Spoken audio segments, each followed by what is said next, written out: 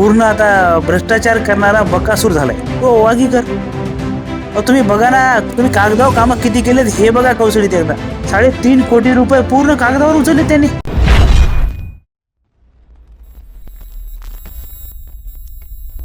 परभणी जिल्ह्यातील जिंतूर तालुक्यातील कोसडी सर्कलचे उमेदवार हरकत आपल्या सोबत आहेत. सर, तुम्ही आम्हाला सांगा, तुमच्या घरातून कोण उभे आहे व तुमची आम्हाला पार्श्वभूमी सांगा. माझी पार्श्वभूमी प्रथमतः मी तर शेतकरीच आहे आणि माझी आई ह्या सध्या रनिंग सरपंच आहेत कुंभारी ग्रामपंचायतच्या. आणि मोठे बंधू माणिक शेषराव हरकळ हे आमचे कौसडी सर्कलचे झडपी उमेदवार आहेत. आम्ही पाहिलं की तुम्ही भाजपचे एकनिष्ठ होता, त्याविषयी राजकीय बॅकग्राऊंड सांगा मला. गेले 35 वर्ष झाले आता. मला तर कळत आहे तसं तर 35 वर्ष झाले. वडील पण गेले. वडील 2012ला निधन झालेले वडिलाचं. त्याच्यानंतर पूर्ण आम्ही ग्रामपंचायतचा कारभार सांभाळला आणि ग्रामपंचायत आमच्याकडे नव्हती आणि खूप कमी म्हणजे एवढा विरोध असून गावात पूर्ण विरोध होता भाजपला किंवा बोर्डीकर साहेबाला. एकमेव आम्ही कार्यकर्ते उरलो होतो की तेच फक्त तटून आम्ही बोर्डीकर साहेबाच्या पाठीमागे उभे होतो. तर आम्ही 2012ला माझ्या वडिलांचं निधन झालं. 2014ला हे आम्ही बोर्डीकर साहेब मायनस होते गावामध्ये आणि खूप लोकांनी त्रास दिला आपल्याला. तरी पण आम्ही तटून राहिलो. तटून राहता आम्ही आता दोन टर्म झालं साहेब. आता दिदी आमदार आहेत. तर दिदी आमदारला 2 टर्म आम्ही लीड दिली पूर्ण गावातून. हा, आता एवढं एकनिष्ठ असून पण आपल्याला डावललं गेलं. तुम्ही भाजपचे एकनिष्ठ होता, तुम्ही 35 वर्षापासून भाजपमध्ये आहात, तुम्हाला भाजपनं तिकीट डावललं, म्हणजे तुमच्या निष्ठेचं तुम्हाला काय तुम्ही खूप कमी पडलात का? बोर्डीकर साहेबाजवळ निष्ठा कमी पडली का भाजपकडून निष्ठा कमी पडली? आता तर बोर्डीकर साहेबाकडेच म्हणावं लागेल ना. 100% भाजप सोबत म्हणजे आता बोर्डीकर साहेबाचेच होतो आम्ही पूर्ण.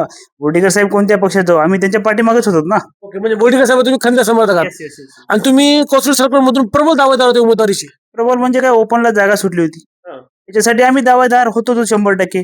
आमचे सहकारी झाले पठाण होते, हमीद पठाण कोकचे. हे आता पूर्वी 2 टर्मला पडलेले आहेत आणि त्यांनीच पाडलेले 2 टर्मला. त्यांनीच पाडलेले जो उमेदवार आहे का त्यांनीच पाडलेले. दोन वेळेस त्यांनीच पाडलेले त्यांना. तोच मुख्य कारण आहे त्यांची पाडण्यामागचे. तुम्हाला तिथून उमेदवारी न दिली, मग तिथून उमेदवारी दिली कोणाला? प्रभाकर वागीकर.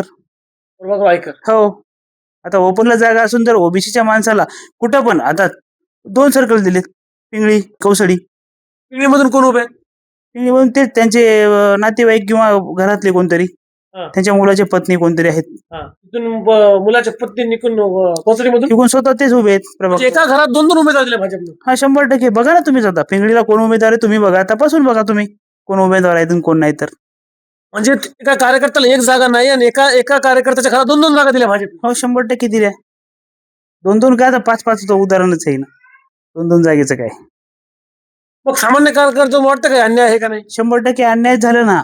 हा 100% अन्याय झाला. माझ्यावरच नाही, अजून बी खूप जणांवर झालेला आहे, पण ते आता कोणी बोलणार नाही. तुम्हाला काय वाटतंय की तुम्ही तेवढं ग्रामपंचायत तुमची कुंभारी तुम्ही कामं केली नाही का? तुम्ही सक्षम नव्हता, तुम्ही कोणत्या गोष्टी तुम्ही कमी पडला?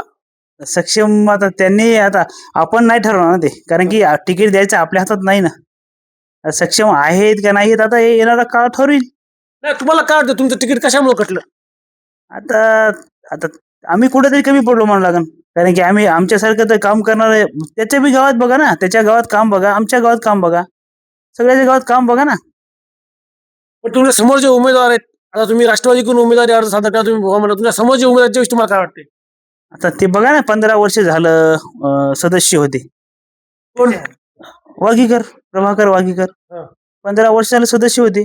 काय विकास केला त्यांच्या स्वतःच्याच गावचा बघा, काय विकास केला. तर हा सर्कलचा काय विकास करणार आहेत? त्यांना फक्त कामं कागदावर पाहिजे, बाकी काय नाही. कागदावर कामं पाहिजे. हो, अधिकारी बघा ना, अधिकारी पण काय म्हणजे गेंड्याच्या कातडी झाल्यासारखं म्हणावं लागेल. अहो, एवढा भ्रष्टाचार करून पण ते चौकशीचे आता ते एवढे तर तक्रार अर्ज दिले तरी पण चौकशी होत नाही. कौशलीमध्ये एवढा भ्रष्टाचार केला त्यांनी तरी पण चौकशी होत नाही. आता तिथं तर ग्रामपंचायत आम्ही आता काल परवा ऐकलं की तो आपल्या चौकशीसाठी गेलते. मनरेगाची कामं केलेली आहेत काहीतरी. अधिकारी हा, 1.25 कोटी रुपये काहीतरी होल्ड लावलेला आहे खात्याला. अक्षरशः माझे आमदार विजयराव भांबळे साहेब त्यांना शिव मॅडमला फोन लावून पण बोलले की तुम्ही हे आता कशामुळे काढायले, इलेक्शनसाठी पैसा वापरायचं करायचं काय त्यांना? मग असंच म्हणावं लागेल ना. काय आलं शिववाडांचं उत्तर? नाही ते बोलले तर काय बोलले त्याची काय मला काय माहिती झाली नाही आणखी. कागदावर कामं म्हणजे खुलून सांगा मला कागदावर कामं कशा कागदावर कामं म्हणजे पूर्ण बिलं केलेत अगोदर. अहो कशी मागणी होती सांगा ना. आमची वर्क ऑर्डर होऊन आमची काही मागणी होत नाही. हा, त्याचे काहीच वर्क ऑर्डर करता कामं न करता पूर्ण पेमेंट त्याच्या खात्याला जमा होतंय. त्याचा विचारा तुम्ही तिथं जाऊन कोणाच्या खात्याला जमा होते? ग्रामपंचायतच्या. कसे होते काम न करता बिल जमा कसे होते हे तुम्हीच विचारा अधिकाऱ्यांना. एवढा भ्रष्टाचार सोसायला म्हणजे लोकांना दिसत ना का? लोकांना दिसायला ना, पण नाईलाज आहे ना आता लोकांचा. तो दप्तर त्याच्या घरी ठेवून होतो. बापरे. एमआरजीचे दप्तर बघा आहेत का जरा ऑफिसला जाऊन माहिती घ्या जरा. तुम्ही माहिती घ्या. आमच्या मार्फत तर काही होईना झालं. तुम्ही माहिती घ्या. कारण की हा तर 100% भ्रष्टाचारी आहे. कारण की पूर्ण काम कागदावरच आहेत. हे आता सगळ्या कौसडी सर्कलच्या जनतेला पूर्ण माहिती आहे. हे काय नवीन सांगायची गोष्ट नाहीये.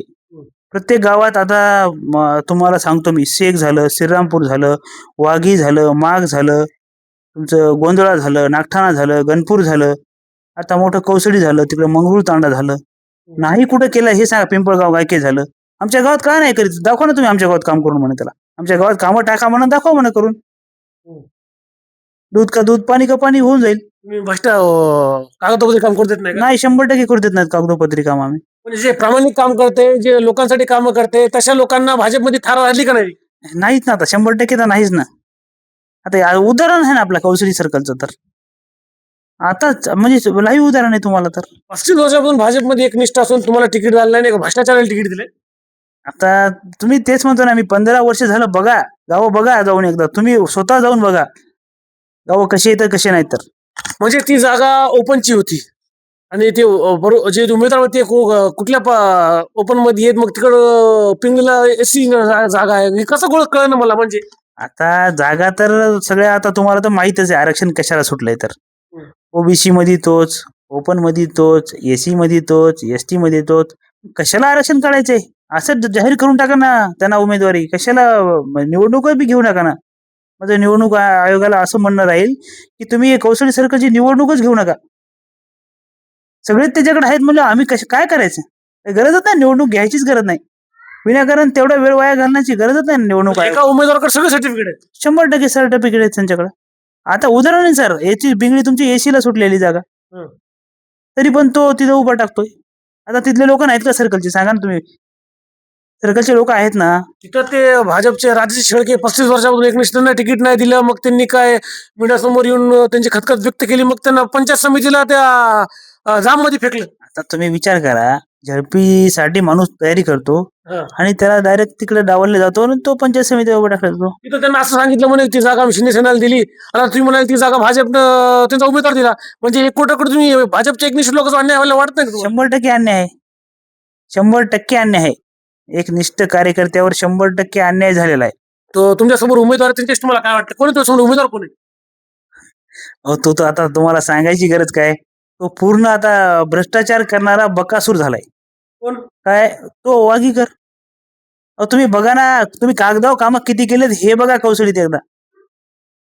त्या बकासूरला एकदा हद्दपार करायचे ह्यावेळेस. 100% आम्ही सर्व कौशली सर्कलची जनता मिळून 100% ह्यावेळेस त्याला हद्दपार करणार म्हणजे करणार.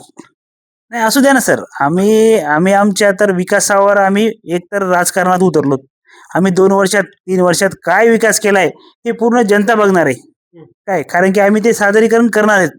पूर्ण जनतेला आम्ही आमच्या कौशली सर्कलच्या पूर्ण जनतेला किंवा जे येतील त्यांना पूर्ण आमच्या गावात सगळ्यांना दाखवणार आहेत. आम्ही काय विकास केला 3 वर्षात आणि काय करणार आहेत हे पण दाखवणार आहेत आम्ही आता. आणि जनता आमच्या पूर्ण पाठीशी आहे, पूर्ण ताकदीने पाठीशी आहे जनता आमच्या. आम्हाला कुठं असे माणसं आणा लागत नाही झाले तर आमच्याकडे माणसं येऊन म्हणालेत की आम्ही 100% ह्या वेळेस या बकासुराचा नायनाट करणार म्हणजे करणार. कौशल्य सर्कल तुम्हाला कळण्याचे प्रमुख प्रश्न कोणते आहेत सर्कलमध्ये? पूर्ण प्रमुख प्रश्न म्हणजे काय? रस्ते नाहीत. आता किती वर्ष आहे? 15 वर्ष झाले. बघा ना तुम्ही त्या कौशलीची हालत जाऊन बघा तुम्ही. एवढं मोठं गाव आहे, एवढी मोठी ग्रामपंचायत आहे, एवढा मोठा निधी येतो तिथं. अहो हे फक्त पैसे उचलून घेण्यासाठी याला एकदा उपसरपंच कर, त्याला एकदा उपसरपंच कर, अशी काय प्रथा असते का सर कुठं? पैसे उचलण्यासाठी एवढं एवढं गलिच्छ राजकारण असते का? सांगा ना तुम्ही. अहो 3.5 कोटी रुपये, मला तर एवढीच माहिती आहे, मी आणखीन डिटेल्स घेतले नाही त्याचे. 3.5 कोटी रुपये पूर्ण कागदावर उचलले त्यांनी. 3.5 कोटी रुपये. आणि तरी पण जनता, आता तिथं कसं आहे माहिती आहे का, राजकीय दबाव असेल काही, त्यामुळं आता लोक कोणी उचलले 3.5 कोटी रुपये? आणि ग्रामपंचायत आणि हे मिळून सदस्य, माजी सदस्य, आता माझीच म्हणावं लागेल ना, आता माजी सदस्य मिळून 3.5 कोटी रुपये, 2 कोटी तर उचलले, 1.25 कोटी रुपयाला होल्ड आहे. हा त्याला 1.25 कोटी रुपयाला होल्ड आहे.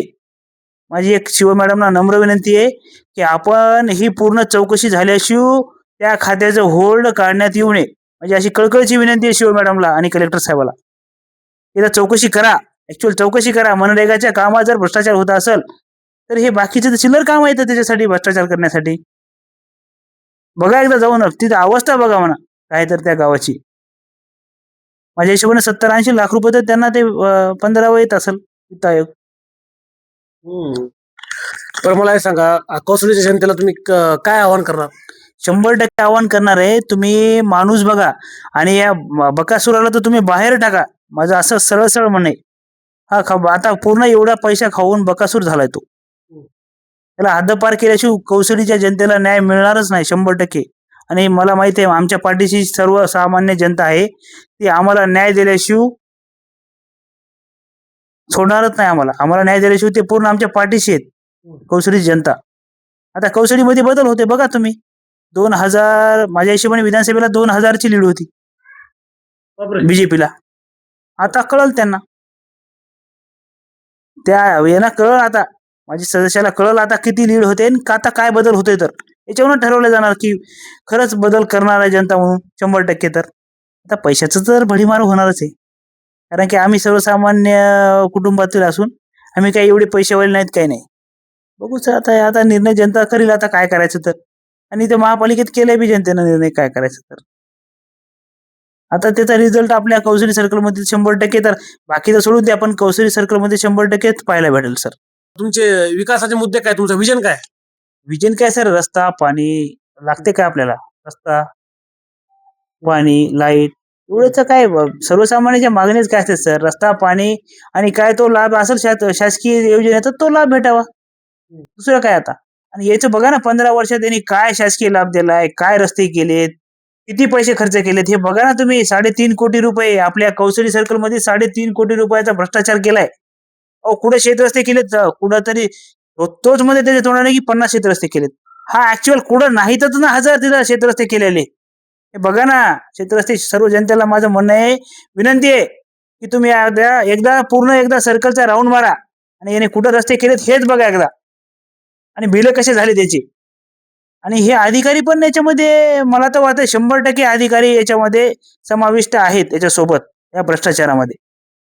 हा माझं सीओ मॅडमला कळकळीची विनंती आहे की तुम्ही पूर्ण चौकशी करायची. अहो अर्ज दिले तर वर्ष झालं, 1 वर्ष झालं तर अर्ज तक्रार देऊन कौसडीकरांनी, ग्रामपंचायत सदस्यांनी याच्यावर तक्रार दिलेली आहे की याची चौकशी करा. अहो लोकेशन एकड, कामं एकड आणि पैसे बी काम न करता एमबी कशी होते हो? सांगा बरं तुम्हीच सांगा. काम न करता कशी एमबी रेकॉर्ड होती? ते व्हायला नाही पाहिजे. जनतेने त्यांना प्रश्न विचारला पाहिजे गावात आल्यावर. 100% त्याला प्रश्न विचारला पाहिजे गावात आल्यावर. तू कामं केले कुठं दाखव. मला पण विचारा ना तुम्ही, तुम्ही कामं किती केले, काय केले? मला विचारा, मी सांगतो ना कुठं कामं केले तर. मी दाखवतो कुठं कामं केले तर. माझं असं म्हणणं आहे शिव मॅडमला आणि कलेक्टर साहेबाला की पूर्ण ह्या कामाची चौकशी झालीच पाहिजे. आता बघू, जनतेला पण विनंती आहे की माझी, आपल्या मार्फत आपण काय करता येईल त्याला बघा. ग्रामपंचायतला पण विनंती आहे, कौसडी ग्रामपंचायतला, की हे भ्रष्टाचार थांबवा. किती भ्रष्टाचार केला हे बघा. 3.5 कोटी रुपये उचलले त्यांनी. कुठेतरी अधिकारी याच्या दोषी असं मला वाटतंय 100%. तर अधिकाऱ्याची पण चौकशी झाली पाहिजे. तो पैसा कोसडी लोकांच्या कामासाठी आलता, कोसडीच्या सर्कलच्या लोकांसाठी होता पैसा, कोसडीचा पैसा होता. अहो 100% कौशलीचा पैसा होता ना. सर्वसामान्य जनतेचा पैसा होता. अहो 15 वित्त आयोग उचलून घेतलाय फुकट, काम न करता. काम बघा ना, काही कामच झाले नाही तर काय पैसे दिले कसे उचलून अधिकाऱ्यानं? याची चौकशी झाली पाहिजे पहिली तर. आणि किती अधिकारी याच्यात समाविष्ट आहेत याची चौकशी झाली पाहिजे. याच्यावर 100% हा कौसडीच्या सर्कलवर अन्याय झालेला आहे आणि याच्यावर 100% आणि शासनाने कारवाई करायलाच पाहिजे असे म्हणणं आहे माझ्या शासनाकडे. तुम्हाला काय वाटतं, तुम्ही तुमची निष्ठा कुठं कमी पडली, काय कमी पडली, व तुम्ही विधानसभेला काम केलं तर नाही केलं तर प्रामाणिक? 100% आम्ही तर प्रामाणिकच काम केलेले बघा. विधानसभेला हे सांगायची गरज नाही, माझ्याकडे लिस्ट आहे. पूर्ण सर्कलची लिस्ट आहे माझ्याकडे, कुठं कुठं गाव कोणते प्लस राहिलेत आणि काय राहिलेत. आणि ते हेच होते सदस्य, हेच सदस्य होते, हेच म्हणत होते दीदीला की हे 3 नंबर राहतात म्हणून. बापरे. कोण? हेच सदस्य म्हणत होते की हे 3 नंबर राहतात म्हणून. माझ्याकडे व्हिडिओ आहे तो रेकॉर्डिंग केलेला, ऐका.